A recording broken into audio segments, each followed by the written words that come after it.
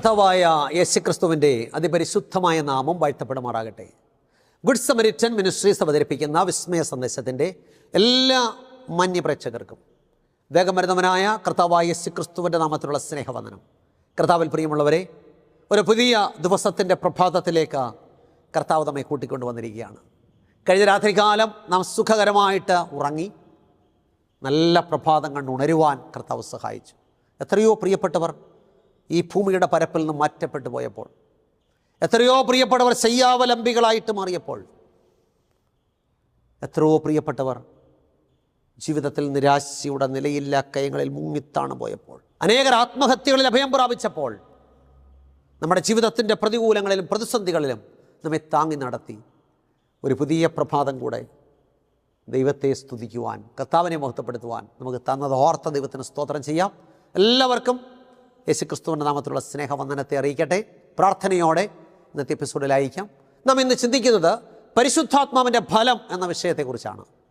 പരിശുദ്ധാത്മാവിൻ്റെ ഫലം ചിന്തയ്ക്ക് ഒരു വാക്യം വായിക്കാം. അപ്പോസ്തലനായ പൗലോസ് ഗലാത്യർക്കെഴുതിയ ലേഖനം 5-ാം അധ്യായം 22-23 വാക്യങ്ങൾ. ഗലാത്യർ 5:22-23 വാക്യങ്ങൾ. അവിടെ എന്താ വായിക്കുന്നത്? ആത്മാവിൻ്റെ ഫലമോ സ്നേഹം, സന്തോഷം, സമാധാനം, ദീർഘക്ഷമ, ദയ, പരോപകാരം, വിശ്വസ്തത, സൗമ്യത, ഇന്ദ്രിയജയം. ഈ വകയ്ക്ക് വിരോധമായി ഒരു ന്യായപ്രമാണവുമില്ല. വളരെ പ്രധാനപ്പെട്ടൊരു വാക്യമാണ്. പരിശുദ്ധാത്മാവിൻ്റെ ഫലത്തെക്കുറിച്ച് പറഞ്ഞിരിക്കുകയാണ്. സ്നേഹം, സന്തോഷം, സമാധാനം, ദീർഘക്ഷമ, ദയ, പരോപകാരം, വിശ്വസ്തത, സൗമ്യത, ഇന്ദ്രിയജയം. ദൈവത്തിന് സ്തോത്രം. ആത്മീയ മൂല്യങ്ങൾ നശിച്ചുകൊണ്ടിരിക്കുന്ന ഒരു തലമുറയിലാണ് ഇന്ന് ഞാൻ നിങ്ങളും ജീവിക്കുന്നത്. ഇന്ന് മനുഷ്യൻ ദൈവഭയമില്ലാതെ ഭോഗപ്രിയരായി ഭക്തിയുടെ വേഷം ധരിച്ചുകൊണ്ട് അതിൻ്റെ ശക്തിയെ ത്യജിച്ചു കളയുന്നവനായി ലോകത്തിൻ്റെ മോഹങ്ങൾക്കും അതിൻ്റെ ഇമ്പങ്ങൾക്കും പിന്നാലെ പോയിക്കൊണ്ടിരിക്കുന്നൊരു കാലഘട്ടം. നാം ഈ കാലഘട്ടത്തൊന്ന് സസൂക്ഷ്മമായി നിരീക്ഷിച്ചാൽ ആത്മീയ മേഖലയിൽ വളർന്ന് വ്യാപരിക്കുന്ന വിശ്വാസത്യാഗം, കപടഭക്തി, കപട ആരാധന, ദൈവവേലക്കാരുടെ അത്യാഗ്രഹം, പണത്തിന് വേണ്ടിയുള്ള തന്ത്രപരമായ ഉപദേശങ്ങൾ, അതുപോലെ തന്നെ ആവേശത്തിൽ അധിഷ്ഠിതമായ ആത്മീയതയ്ക്ക് മുൻതൂക്കം നൽകിക്കൊണ്ട് ശബ്ദലഹരിയിൽ കട്ടിക്കൂട്ടുന്ന കൊപ്രായങ്ങൾ, ഇങ്ങനെ ആത്മീയ മേഖലയെ ദുഷിപ്പിക്കുന്ന നിരവധി പ്രവണതകൾ നമുക്ക് ഇന്നത്തെ ആത്മീയ ലോകത്തിൽ കാണുവാനായിട്ട് സാധിക്കും. നാം ദൈവത്തിൻ്റെ വചനം സൂക്ഷ്മമായി പഠിച്ചില്ലെങ്കിൽ തെറ്റിപ്പോകാൻ എല്ലാ സാധ്യതകളുമുള്ള ഒരു ലോകത്തിലാണ് ഞാൻ നിങ്ങൾ ജീവിക്കുന്നത്. ദൈവത്തിൻ്റെ വചനത്തിൽ ഇങ്ങനെ വായിക്കുന്നു. ഹോശയ്യ പ്രവാചകന്റെ പുസ്തകം 4-ാം അധ്യായം 6-ാമത്തെ വാക്യം. ഹോശയ്യ 4:6. പരിജ്ഞാനമില്ലായ്കയാൽ എൻ്റെ ജനം നശിച്ചു പോകുന്നു. അപ്പം ജനം നശിക്കാനുള്ള കാരണം എന്താണ്? പരിജ്ഞാനമില്ലായ്കയാൽ എൻ്റെ ജനം നശിച്ചു പോകുന്നു. അപ്പം നാം പരിജ്ഞാനം പ്രാപിക്കണമെങ്കിൽ ദൈവവചനത്തിൻ്റെ ആഴങ്ങളിലേക്ക് ഇറങ്ങേണ്ടത് ആവശ്യമാണ്. വേദപുസ്തകം അടച്ചുപൂട്ടി നമ്മുടെ വീട്ടിൽ വെച്ചിരുന്നാൽ പോരാ. ദൈവവചനത്തിലൂടെ നാം യാത്ര ചെയ്യണം. ദൈവവചനത്തിൻ്റെ ആഴങ്ങളിലേക്ക് ഇറങ്ങണം. ദൈവത്തിന് സ്തോത്രം. വിശുദ്ധ വേദപുസ്തകത്തിലെ അതിപ്രധാനമായ വിഷയങ്ങളിലൊന്നാണ് പരിശുദ്ധാത്മാവിൻ്റെ ഫലം, the fruit of the spirits. ഒരു വൃക്ഷത്തെ നമ്മൾ എങ്ങനെ തിരിച്ചറിയുന്നത്? അതിൻ്റെ ഫലം കൊണ്ടാണ്. അതുപോലെ ഒരു ദൈവ പൈതലിനെ തിരിച്ചറിയുന്നത് വരങ്ങൾ കൊണ്ടല്ല, മറിച്ച് ഫലങ്ങൾ കൊണ്ടാകണം. ഒരു വൃക്ഷത്തെ അതിൻ്റെ ഫലം കൊണ്ട് തിരിച്ചറിയുന്നത് പോലെ ഒരു ദൈവ പൈതലിനെ ഫലങ്ങൾ കൊണ്ട് തിരിച്ചറിയണം. നാം തിരുവചനം പഠിക്കുമ്പോൾ പ്രിയമുള്ളവരെ, പഴയ നിയമകാലത്തും പുതിയ നിയമകാലത്തും കർത്താവായ യേശുക്രിസ്തുവിലും അപ്പോസ്തലന്മാരിലും അന്നത്തെ വിശ്വാസികളിലും ഇന്നത്തെ വിശ്വാസികളിലും എല്ലാം ഒരുപോലെ വ്യാപരിക്കുന്ന പരിശുദ്ധാത്മാവ് ഒന്ന് തന്നെയാണ്. അന്നും ഇന്നുമുള്ള ആത്മാവെല്ലാം ഒന്ന് തന്നെയാണ്. എന്നാൽ പല പേരുകൾ അറിയപ്പെടുന്നു മാത്രം.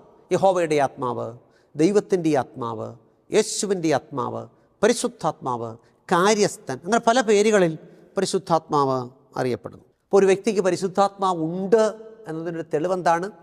ആത്മാവിൻ്റെ ഫലം, അല്ലേ? ഒരു വൃക്ഷത്തെ ഫലം കൊണ്ട് തിരിച്ചറിയുന്നത് പോലെ പരിശുദ്ധാത്മാവിൻ്റെ ഫലങ്ങളാലാണ് ഒരു വ്യക്തിക്ക് പരിശുദ്ധാത്മാഭിഷേകം ഉണ്ടോ ഇല്ലയോ നമുക്ക് മനസ്സിലാക്കുവാനായിട്ട് സാധിക്കുന്നത്. ഇവിടെ നാം മനസ്സിലാക്കേണ്ട ഒരു വലിയ പരമാർത്ഥമുണ്ട്. ആത്മാവിൻ്റെ ഫലം എന്ന ഏകവചനമാണ് ഉപയോഗിച്ചിരിക്കുന്നത് തിരുവചനത്തിൽ. നമ്മൾ വായിച്ചപ്പോൾ എന്താ വായിച്ചത്? ആത്മാവിൻ്റെ ഫലങ്ങളോ എന്നല്ല, ആത്മാവിൻ്റെ ഫലമോ. ഇവിടെ ഏകവചനത്തിൽ പറയാൻ കാരണം അച്ചടിപ്പിശക് വന്നുണ്ടായതാണോ? അല്ല. പരിഭാഷയിൽ വന്ന തെറ്റാണോ? അല്ല. വ്യാകരണ തെറ്റാണോ? അല്ല. പിന്നെയോ ഈ 9 ഗുണങ്ങളും കൂടി ഒരൊറ്റ സ്വഭാവമായതുകൊണ്ടാണ്, അതായത് ദൈവ സ്വഭാവം. അതുകൊണ്ടാണ് പരിശുദ്ധാത്മാവിൻ്റെ ഫലം എന്ന് പറഞ്ഞിരിക്കുന്നത്. ദൈവത്തിന് സ്തോത്രം.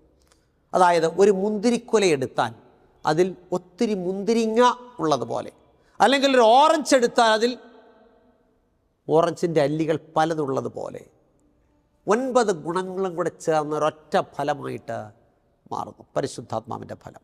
എന്താണ് ഈ പരിശുദ്ധാത്മ ഫലത്തിൻ്റെ ഉദ്ദേശം? നമുക്കറിയാം, ആത്മാവിൻ്റെ ഫലം എന്നത് ദൈവസ്വഭാവം തന്നെയാണ്. മനുഷ്യൻ പാപം ചെയ്തപ്പോൾ അവന് ദൈവസ്വഭാവം നഷ്ടപ്പെട്ടു. ദൈവസ്വഭാവം നഷ്ടപ്പെട്ട മനുഷ്യനെ ദൈവം തള്ളിക്കളഞ്ഞോ? ഇല്ല. അവന് ദൈവസ്വഭാവം വീണ്ടെടുത്തു കൊടുക്കുന്നതിന് വേണ്ടിയിട്ടാണ് കർത്താവായ യേശുക്രിസ്തു കാൽവറിയുടെ കുലക്കളത്തിൽ പരമയാഗമായിട്ട് മാറിയത്. ഇന്ന് നടക്കുന്ന എല്ലാ സുവിശേഷ പ്രവർത്തനങ്ങളുടെയും പിന്നിലുള്ള ഉദ്ദേശം എന്താണ്?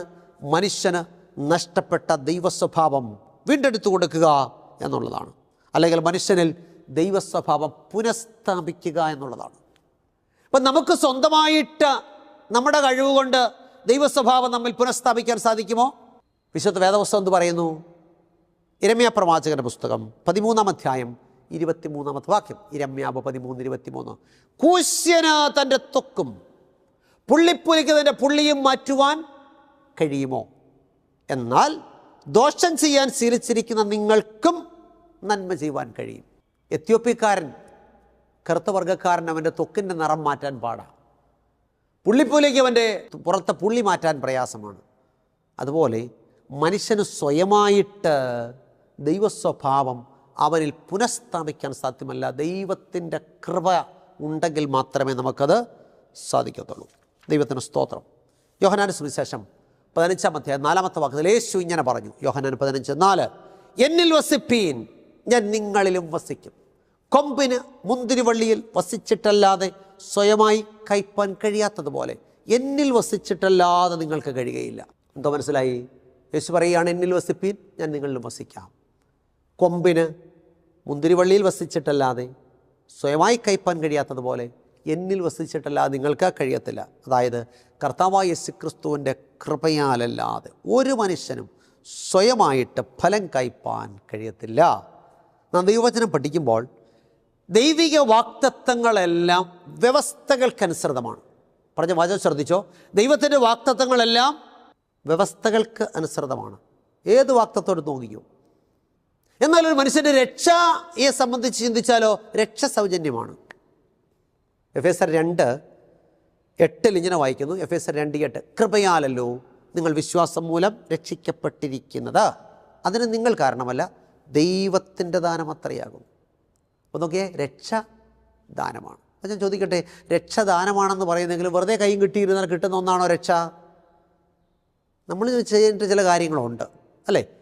നമുക്കറിയാം, അപ്പോസ്തലനായ പൗലോസും ശീലാസും ഫിലിപ്പിയൻ കാരാഗൃഹത്തിൽ കിടക്കുമ്പോൾ കാരാഗൃഹ പ്രമാണി ചോദിക്കുന്ന വിശ്വപ്രസിദ്ധമായ ഒരു ചോദ്യമുണ്ട്. സകല മനുഷ്യർക്കും വേണ്ടി അദ്ദേഹം ചോദിച്ചൊരു ചോദ്യം, യജമാനന്മാരെ, രക്ഷ പ്രാപിപ്പാൻ ഞാൻ എന്ത് ചെയ്യണം? അപ്പോസ്തലപ്രവൃത്തികൾ 16, 30, 31 വാക്യങ്ങൾ. യജമാനന്മാരെ, രക്ഷ പ്രാപിപ്പാൻ ഞാൻ എന്ത് ചെയ്യണം? 31-ാമത്തെ വാക്യത്തിൽ പറയുന്നു, കർത്താവായ യേശുവിൽ വിശ്വസിക്കുക, എന്നാൽ നീയും നിൻ്റെ കുടുംബവും രക്ഷ പ്രാപിക്കും. അപ്പോൾ രക്ഷ എങ്ങനെ കിട്ടുന്നത്? രക്ഷയ്ക്കൊരു വ്യവസ്ഥയുണ്ട്. അവിടെ എന്താണ്? കർത്താവായ യേശുക്രിസ്തുവിൽ വിശ്വസിക്കുക. വിശ്വസിക്കാത്തവന് കിട്ടുമോ? ഇല്ല. അപ്പോൾ അവിടെ വ്യവസ്ഥയാണ്. വിശ്വസിക്കുക, എന്നാൽ നീയും നിൻ്റെ കുടുംബവും രക്ഷ പ്രാപിക്കും. ഇവിടെ രക്ഷയ്ക്കുള്ള വ്യവസ്ഥ എന്താണ്? വിശ്വാസം. അപ്പോൾ എന്തുകൊണ്ടാണ് ദൈവം ഈ വിശ്വാസം എന്ന വ്യവസ്ഥ രക്ഷയ്ക്കായിട്ട് വെച്ചത്? വേറെ വ്യവസ്ഥ എല്ലാം വെച്ചാൽ പോരായിരുന്നു. കാരണം മനുഷ്യന് രക്ഷ നഷ്ടപ്പെട്ടത്, ഏദനിൽ രക്ഷ നഷ്ടപ്പെട്ടത് അവിശ്വാസ നിമിത്തമാണ്. അതുകൊണ്ടാണ് രക്ഷ എന്ന വ്യവസ്ഥ ദൈവം വച്ചത്. അപ്പോൾ ഈ ബോധം മനുഷ്യന് കൊടുക്കുക എന്നതാണ് പരിശുദ്ധാത്മാവിൻ്റെ ലക്ഷ്യം. ഏത് ബോധം? അവിശ്വാസമാണ് രക്ഷ നഷ്ടപ്പെടാൻ കാരണമെന്നും വിശ്വാസമുണ്ടെങ്കിലേ രക്ഷിക്കപ്പെടൂ എന്നുള്ള വലിയ പരമാർത്ഥം, അല്ലെങ്കിൽ പാപമെന്ന് പറയുന്നത് അവിശ്വാസമാണെന്നുള്ള സത്യം മനുഷ്യനെ ബോധ്യപ്പെടുത്തുക എന്നതാണ് പരിശുദ്ധാത്മാവിൻ്റെ ലക്ഷ്യം. നമ്മൾ യോഹന്നാൻ്റെ സുവിശേഷം അതിൻ്റെ 16-ാം അധ്യായം 8, 9 വാക്യങ്ങൾ വായിക്കുമ്പോൾ യോഹന്നാൻ 16, 8, 9 വായിക്കുന്നു. അവൻ വന്ന്, ആര്? പരിശുദ്ധാത്മാവ് വന്ന് പാപത്തെക്കുറിച്ചും നീതിയെക്കുറിച്ചും ന്യായവിധിയെക്കുറിച്ചും ലോകത്തിന് ബോധം വരുത്തും. പരിശുദ്ധാത്മാവ് എന്തിനാണ് വരുന്നത്? പാപത്തെക്കുറിച്ചും നീതിയെക്കുറിച്ചും ന്യായവിധിയെക്കുറിച്ചും ലോകത്തിന് ബോധം വരുത്താൻ. ഇനി താഴോട്ട് വായിക്കുമ്പോൾ പാപം എന്താണെന്നും നീതി എന്താണെന്നും ന്യായവിധി എന്താണെന്നും ബോധം വരുത്തുന്നു. അവർ എന്നിൽ വിശ്വസിക്കായ്ക കൊണ്ട് പാപത്തെക്കുറിച്ചും. ഇപ്പം പരിശുദ്ധാത്മാവ് പാപം എന്താണെന്നാണ് ബോധ്യം വരുത്തുന്നത്? ദൈവത്തിൽ വിശ്വസിക്കാത്തതാണ് പാപം. അങ്ങനെയാണോ? അതറിയണം. നമുക്ക് ഉൽപ്പത്തിയിൽ പോകണം. ഉൽപ്പത്തിയിൽ എന്താ സംഭവിച്ചത്? എന്ത് പാപമാണ് ചെയ്തത് മനുഷ്യൻ? നമ്മൾ പറയാൻ അനുസരണക്കേടാണെന്ന്, അല്ലെങ്കിൽ കൽപ്പനാലംഘനമാണെന്ന്. ശരിക്കും മനുഷ്യൻ ചെയ്ത പാപം അവിശ്വാസമാണ്. നോക്കാം, ഉൽപ്പത്തി 2:16-17 എന്താ വായിക്കുന്നത്? ഉൽപ്പത്തി 2:16-17 യഹോവയായ ദൈവം മനുഷ്യനോട് കൽപ്പിച്ചതെന്തെന്നാൽ തോട്ടത്തിലെ സകല വൃക്ഷങ്ങളുടെയും ഫലം നിനക്കിഷ്ടം പോലെ തിന്നാം, എന്നാൽ നന്മ തിന്മകളെക്കുറിച്ചുള്ള അറിവിൻ്റെ വൃക്ഷത്തിൻ്റെ ഫലം തിന്നരുത്, തിന്നുന്ന നാളിൽ നീ മരിക്കും. അപ്പോൾ ദൈവം വളരെ വ്യക്തമായിട്ട് പറയുക, ഈ നന്മ തിന്മകളെക്കുറിച്ചുള്ള വൃക്ഷത്തിൻ്റെ ഫലം മാത്രം തിന്നരുത്, തിന്നാൽ നീ മരിക്കുമെന്ന്. 3-ാം അധ്യായം 4-5 വാക്യങ്ങൾ വേറൊരാൾ വന്ന് മറ്റൊരു കാര്യം പറഞ്ഞു. ഉൽപ്പത്തി 3:4-5 പാമ്പ് സ്ത്രീയോട് നിങ്ങൾ മരിക്കയില്ല നിശ്ചയം, അത് തിന്നുന്ന നാളിൽ നിങ്ങളുടെ കണ്ണ് തുറക്കുകയും നിങ്ങൾ നന്മതിന്മകളെ അറിയുന്നവരായി ദൈവത്തെപ്പോലെയാകുകയും ചെയ്യുമെന്ന് ദൈവം അറിയുന്നു എന്ന് പറഞ്ഞു. അപ്പോൾ ദൈവം പറഞ്ഞു മരിക്കുമെന്ന് തിന്നാൽ.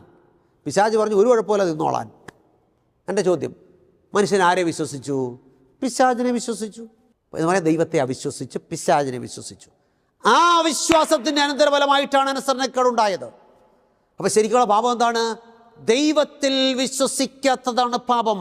അതുകൊണ്ടാണ് പരിശുദ്ധാത്മാവ് വരുമ്പോൾ യേശു പറഞ്ഞത്, അവൻ വന്ന് പാപത്തെക്കുറിച്ചും നീതിയെക്കുറിച്ചും ന്യായവിധിയെക്കുറിച്ചും ലോകത്തിന് ബോധം വരുത്തും.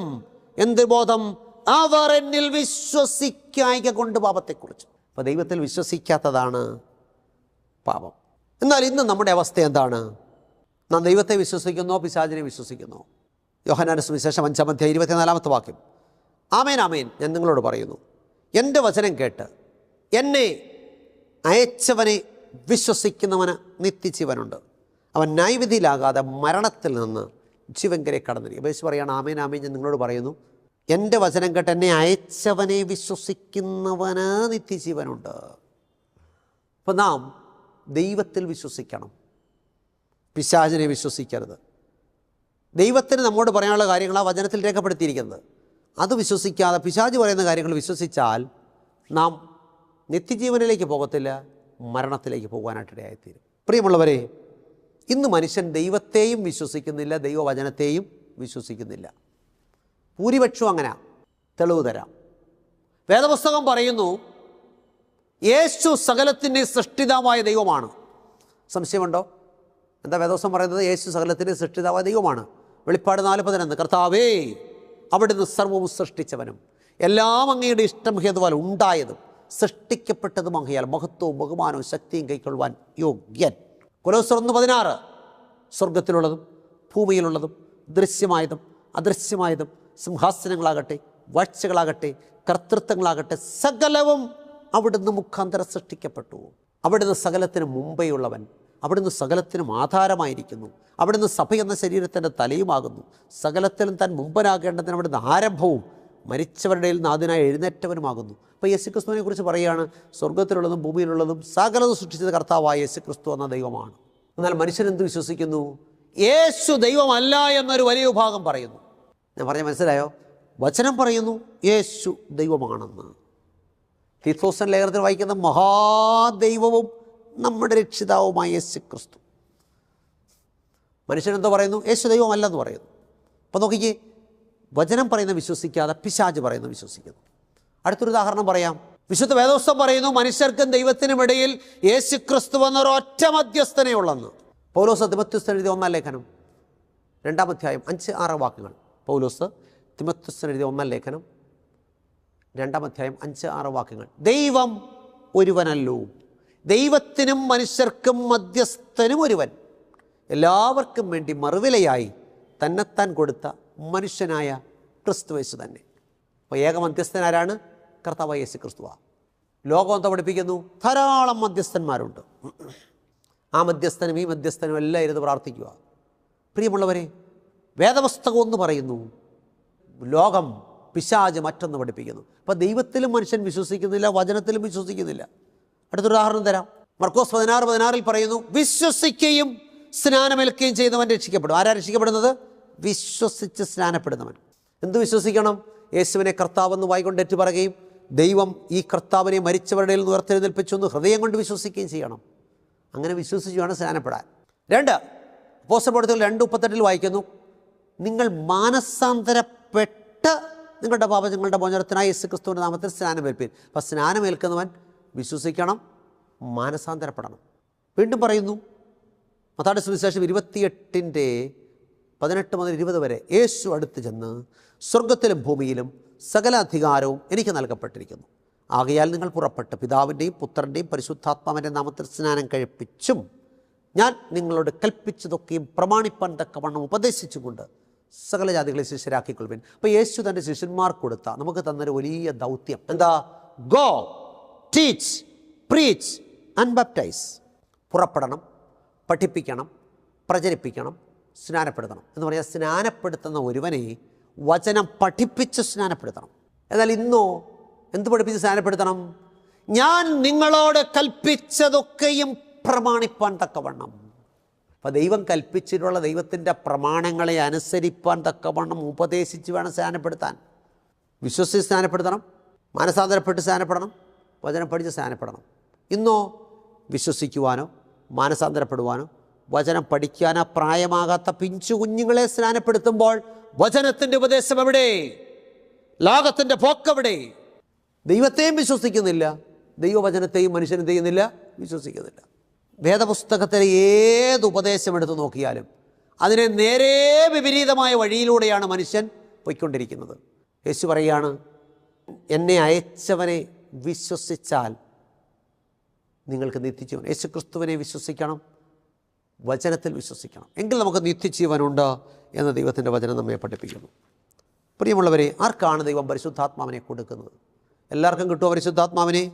നാം മനസ്സിലാക്കേണ്ട ഒരു വലിയ കാര്യം, എല്ലാ മനുഷ്യരിലും ഒരളവ് വരെ എന്തുണ്ട്? പരിശുദ്ധാത്മാവുണ്ട്. അതുകൊണ്ടാണ് ഈ മോഷ്ടിക്കാൻ പോകുന്നവനും കൈക്കൂലി വാങ്ങിക്കുന്നവനൊക്കെ തെറ്റാണെന്നുള്ള ബോധം ഉണ്ടാകുന്നത്. കാരണം പാപത്തെക്കുറിച്ചുള്ള പരിജ്ഞാനം കൊടുക്കുന്ന ആരാ? പരിശുദ്ധാത്മാവാണ്. എന്നാൽ പരിശുദ്ധാത്മാവിൻ്റെ ആലോചനയ്ക്ക് കീഴ്പ്പെടാത്തത് കൊണ്ടാണ് അവരിൽ പരിശുദ്ധാത്മാവിൻ്റെ പ്രവർത്തനം ക്രമേണ നിലച്ച് ആ ചെയ്യുന്നത് ഒരു തെറ്റല്ല എന്നുള്ള ചിന്താഗതിയിലേക്ക് ആളുകൾ എത്തിച്ചേരുന്നത്. എന്ന് പറഞ്ഞാൽ പരിശുദ്ധാത്മാവിന് നേരെയുള്ള ദൂഷണം അനേകർ ചെയ്യുന്നു. പരിശുദ്ധാത്മാവിനെ ആർക്കാ കൊടുക്കുന്നത്? യേശു ഇങ്ങനെ പറഞ്ഞു. യോഹന്നാൻ്റെ സുവിശേഷം 14-ാം അധ്യായം 15-16 വാക്യങ്ങൾ. യോഹന്നാൻ 14-15-16 വാക്യങ്ങൾ. നിങ്ങൾ എന്നെ സ്നേഹിക്കുന്നുവെങ്കിൽ എൻ്റെ കൽപ്പനകളെ കാത്തുകൊള്ളും. എന്നാൽ ഞാൻ പിതാവിനോട് ചോദിക്കും, അവിടുന്ന് സത്യത്തിൻ്റെ ആത്മാവെന്ന മറ്റൊരു കാര്യസ്ഥനെ എന്നേക്കും നിങ്ങളോട് കൂടെ ഇരിക്കേണ്ടതിന് നിങ്ങൾക്ക് തരും. എന്താ മനസ്സിലായി? ആർക്കാ പരിശുദ്ധാത്മാവിനെ കൊടുക്കുന്നത്? നിങ്ങൾ എന്നെ സ്നേഹിക്കുന്നുവെങ്കിൽ എൻ്റെ കൽപ്പനകളെ കാത്തുകൊള്ളും. എന്നാൽ ഞാൻ പിതാവിനോട് ചോദിക്കും. അപ്പോൾ എല്ലാവർക്കും കിട്ടുന്നതല്ല പരിശുദ്ധാത്മാവ്. വഴിയെ പോകുന്നവർക്കെല്ലാം വിളിച്ചു കൊടുക്കുന്നതല്ല പരിശുദ്ധാത്മാവ്. പിന്നെയോ, നിങ്ങൾ എന്നെ സ്നേഹിക്കുന്നുവെങ്കിൽ എൻ്റെ കൽപ്പനകളെ കാത്തുകൊള്ളും.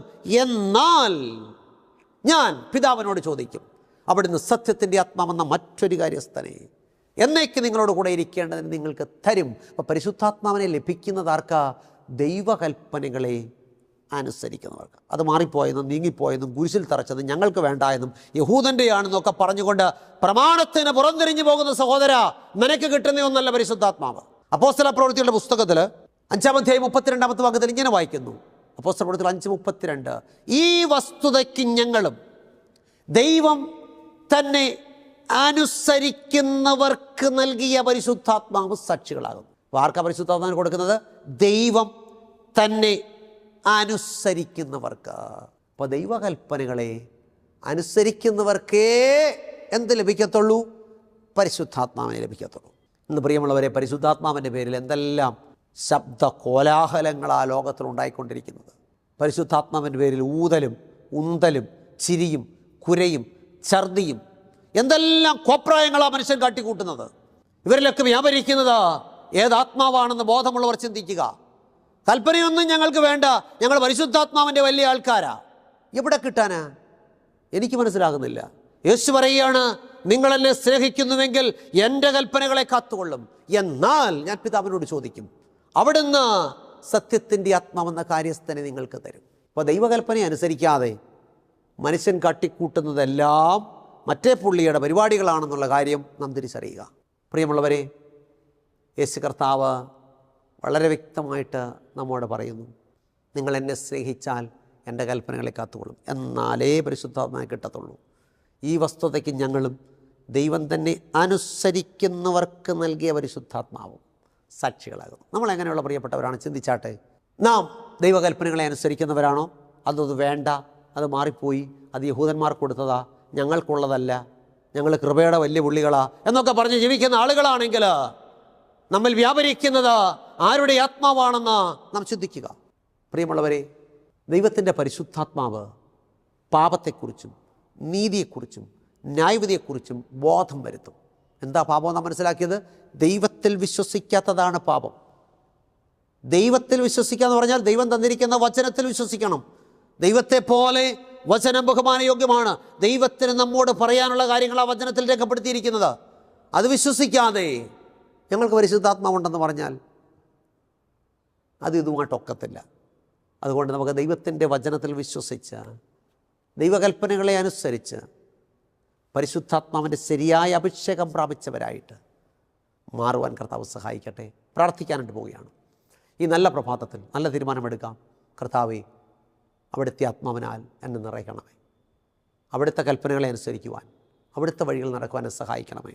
യേശുക്രിസ്തുവിനെ രക്ഷിതാവായിട്ട് സ്വീകരിച്ച് വെള്ളത്താലും ആത്മാവിനാലും ജനിച്ചെന്ന് പറഞ്ഞാൽ വെള്ളത്തിൽ മുങ്ങി സ്നാനപ്പെട്ട് ദൈവത്തിൻ്റെ 10 കൽപ്പനകളും അനുസരിച്ച് വിശുദ്ധിയും വേർപാടുമുള്ള ജീവിതം നയിച്ചാൽ നമുക്ക് ആത്മാവിൻ്റെ അഭിഷേകം ലഭിക്കും. അതിന് തീരുമാനമെടുക്കാം. കണ്ണുകളടയ്ക്കാം, പ്രാർത്ഥിക്കാം. അടിയങ്ങളെ സ്നേഹിക്കുന്ന ഞങ്ങളുടെ നല്ല ദൈവമേ, സ്വർഗ്ഗസ്ഥ പിതാവേ, നല്ല ദിവസത്തിൻ്റെ പ്രഭാതത്തിനായിട്ട് സ്തോത്രം. ഇന്നലെ കേൾപ്പിച്ച മാറ്റമില്ലാത്ത തിരുവചനത്തിനായിട്ട് സ്തോത്രം. കർത്താവേ, ദൈവം തന്നെ അനുസരിക്കുന്നവർക്കാണ് അവിടുത്തെ പരിശുദ്ധാത്മാവിനെ കൊടുക്കുന്നതെന്നും ദൈവകൽപ്പനകളുടെ വഴിയിൽ സഞ്ചരിക്കുന്നവർക്ക് മാത്രമേ അത് ലഭിക്കൂ എന്നും കർത്താവ് ഞങ്ങളെ സഹായിച്ചല്ലോ. ദൈവത്തിൻ്റെ ആത്മാവ് പാപത്തെക്കുറിച്ചും നീതിയെക്കുറിച്ചും ന്യായവിധിയെക്കുറിച്ചും ബോധം വരുത്തുന്ന ആത്മാവാണെന്ന് മനസ്സിലാക്കിച്ചല്ലോ. ദൈവത്തിൽ വിശ്വസിക്കാത്തതാണ് പാപമെന്ന് അടിയങ്ങളെ മനസ്സിലാക്കിച്ചല്ലോ. അടിയങ്ങൾ ദൈവത്തിലും ദൈവവചനത്തിലും വിശ്വസിച്ച് ദൈവകൽപ്പനയുടെ വഴിയിൽ സഞ്ചരിച്ച് വിശുദ്ധ ജീവിതം നയിച്ച് ആത്മാവിൻ്റെ അഭിഷേകമുള്ളവരായി കർത്താവിൻ്റെ വരവിനായിട്ട് ഒരുങ്ങുവാൻ അടിയങ്ങളെ സഹായിക്കണമേ. വചനം കേട്ട എല്ലാ പ്രിയപ്പെട്ടവരെയും കർത്താവ് അനുഗ്രഹിക്കണമേ. നല്ല പ്രതിഷ്ഠയോടും നല്ല തീരുമാനത്തോടും പ്രാർത്ഥിക്കുന്ന മക്കളെ ഏൽപ്പിച്ച് പ്രാർത്ഥിക്കുന്നു. അവരെ കർത്താവ് അനുഗ്രഹിക്കണമേ. അവരുടെ ആവശ്യങ്ങൾ, അവരുടെ ആഗ്രഹങ്ങൾ, ഭാരങ്ങൾ, വേദനകൾ, കടബാധ്യതകൾ, രോഗത്തിൻ്റെ അവസ്ഥകൾ ഒക്കെ എൻ്റെ ദൈവം അറിയുന്നല്ലോ. അവിടുന്ന് മനസ്സിലുള്ള നല്ല കർത്താവായിരിക്കാൻ സ്തോത്രം. ഇന്ന് പ്രഭാതത്തിൽ അടികൾ ഒരുമിച്ച് പ്രാർത്ഥിക്കുമ്പോൾ കർത്താവിൻ്റെ വിടുവിക്കുന്ന കരം, സൗഖ്യമാക്കുന്ന കരം, രക്ഷിക്കുന്ന കരം, ആശ്വസിപ്പിക്കുന്ന കരം പ്രിയമക്കളുടെ മേൽ തൊടുമാറാകണമേ. സൗഖ്യത്തോടെ, വിടുതലോടെ, സമാധാനത്തോടെ, പ്രത്യാശയോടെ എഴുന്നേൽക്കുവാൻ സഹായിക്കണമേ. യേശുക്രിസ്തുവിൻ്റെ ധന്യമുള്ള നാമത്തിൽ താഴ്മയായിട്ട് യാചിക്കുന്നു. പ്രാർത്ഥന കേൾക്കണം നല്ല പിതാവേ, ആമേൻ. കർത്താവിൽ പ്രിയമുള്ളവരെ, ദൈവമായ കർത്താവ് നമ്മെ എല്ലാം സഹായിക്കട്ടെ. എല്ലാ ഞായറാഴ്ചയും രാവിലെ 6:30 ജയ് ഹിന്ദ് ചാനലുള്ള സംപ്രേഷണം കാണുക, കേൾക്കുക, മറ്റുള്ളവരോട് പറയുക. യൂട്യൂബിലും കാണാം. ജോയ്മോൻ മത്തായി എന്ന് ടൈപ്പ് ചെയ്താൽ ദൈവത്തിൻ്റെ വചനത്തിൽ വളരുവാൻ കർത്താവ് സഹായിക്കട്ടെ. പരിശുദ്ധാത്മാവിൻ്റെ അഭിഷേകമുള്ളവരായിട്ട് തീരുവാൻ സഹായിക്കട്ടെ. എല്ലാവർക്കും നല്ല ഒരു ദിവസം ആശംസിക്കുന്നു. ദൈവമായി കർത്താവ് നമ്മെ സഹായിക്കുമാറാകട്ടെ. ആമേൻ. ദൈവത്തിന് മഹത്വമുണ്ടാകട്ടെ. പാസ്റ്റർ ജോയ്മോൻ മത്തായി എഴുതിയ വിശുദ്ധ ദിവസം എന്ന പുസ്തകം നിങ്ങളെ പരിചയപ്പെടുത്തുന്നു. എന്തുകൊണ്ടാണ് ദൈവം മനുഷ്യന് ഒരു വിശുദ്ധ ദിവസത്തെ നൽകിയത്? വിശുദ്ധ ദിവസത്തെ നാം എങ്ങനെ മനസ്സിലാക്കണം? ശരിക്കും ദൈവം തന്ന വിശുദ്ധ ദിവസത്തിലാണോ നാം ദൈവത്തെ ആരാധിക്കുന്നത്? വ്യവസ്ഥ തെറ്റിച്ചുള്ള ആരാധനയിൽ ദൈവം പ്രസാദിക്കാമോ? വിശുദ്ധ ദിവസത്തിന്റെ കാര്യത്തിൽ ചരിത്രത്തിൽ സംഭവിക്കുന്ന ഏറ്റവും വലിയ ചതിവെന്താണ്? വിശുദ്ധ ദിവസവും ന്യായവിധിയും തമ്മിലുള്ള ബന്ധമെന്താണ്? തുടങ്ങി വിശുദ്ധ ദിവസത്തെ സംബന്ധിച്ച് നിങ്ങൾ അറിഞ്ഞിരിക്കേണ്ട ധാരാളം അറിവുകൾ കോർത്തിണക്കിയ പുസ്തകം. 272 പേജുകളുള്ള ഈ പുസ്തകത്തിന് പോസ്റ്റേജ് ഉൾപ്പെടെ നിങ്ങൾ നൽകേണ്ട വില 75 രൂപയാണ്. പുസ്തകം VPP ആയി നിങ്ങളുടെ വീട്ടിൽ ലഭിക്കാൻ താല്പര്യമുള്ളവർ പിൻകോഡ് സഹിതം അഡ്രസ് SMS ചെയ്യുകയോ വിളിച്ചു പറയുകയോ ചെയ്യുക. നമ്പർ 9740979977. ശ്രീ പേരകത്ത് ചെറിയാൻസ്കറിയ എഴുതിയ ഒരു ഉത്തമ ഗ്രന്ഥം ഞങ്ങൾ അവതരിപ്പിക്കുന്നു. ഇത് തിരുവചന സത്യം. ക്രൈസ്തവ ലോകത്ത് പരക്കെ പ്രചരിക്കുന്ന അബദ്ധ ഉപദേശങ്ങളും സംശയങ്ങളും വചന അടിസ്ഥാനത്തിൽ ദൂരീകരിക്കുന്ന ഒരു ഗ്രന്ഥമാണിത്. ദൈവത്തിൻ്റെ അരുളപ്പാടുകൾ സാർവത്രികമാണെന്നും അത് നിത്യമാണെന്നും ലളിതമായും യുക്തിഭദ്രമായും അവതരിപ്പിക്കുന്ന ഈ ഗ്രന്ഥത്തിന് 130 രൂപയാണ് വില. എന്നാൽ ഞങ്ങളിത് തികച്ചും സൗജന്യമായി നിങ്ങൾക്ക് അയച്ചു തരുന്നു. നിങ്ങളുടെ പൂർണ്ണമായ മേൽവിലാസം ഇനി പറയുന്ന നമ്പറിൽ SMS ചെയ്യുക. നമ്പർ 9847906636. പ്രവചന ശബ്ദം ക്രൈസ്തവ കുടുംബ മാസിക. തിരുവചനത്തിലെ കാണാപ്പുറങ്ങൾ നമുക്ക് കാട്ടിത്തരുന്ന ഉത്തമ ക്രൈസ്തവ കുടുംബ മാസിക. സമകാലിക സംഭവങ്ങൾ, ആരോഗ്യ ശാസ്ത്രം, പ്രവചനങ്ങൾ എന്നിവ കോർത്തിണക്കി ഉൾക്കാമ്പുള്ള ലേഖനങ്ങൾ ഇതിൽ ലേഖനം ചെയ്തിരിക്കുന്നു. വരിക്കാരാകാൻ ആഗ്രഹിക്കുന്നവർ ഇനി പറയുന്ന നമ്പറിൽ SMS ചെയ്യുക. നമ്പർ 9495555082. വാർഷിക വരിസംഖ്യ വെറും 150 രൂപ മാത്രം.